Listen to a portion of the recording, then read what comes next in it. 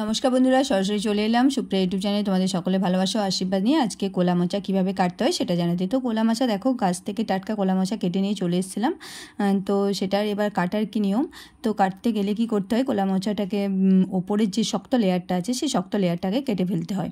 আর তারপরে কেটে ফেলার পরে হালকা হালকা করে গোল গোল করে চেকা চেকাভাবে কেটে নিতে নিতে দেখবে একটা সুতোর মতন অংশ আসছে। তো একটা করে করে গোল কুচি করবে আর সুতোর মতন অংশটা আঙুলে পেঁচিয়ে নেবে।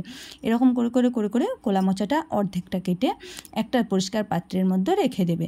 কারণ অর্ধেকটা কাটতে বললাম এই কারণে, কারণ পুরোটা কেটে নিলে, এটা বেশি যদি কেটে নিয়ে তুমি রেখে দাও তাহলে কিন্তু তোমার কালো হয়ে যাবে। তাই একটা পরিষ্কার পাত্রে জল নিয়ে নিলে অর্ধেকটা কোলা মোচা কাটা হয়ে যাওয়ার পরে এইভাবে গুছিয়ে নিয়ে এটাকে সরু সরু সরু সরু করে কেটে নিয়ে, আর প্রথমে লম্বা লম্বা করে কুচি করবে, তারপরে এরকম এড়ো দিয়ে কুচি করে জলের মধ্যে ফেলে দেবে।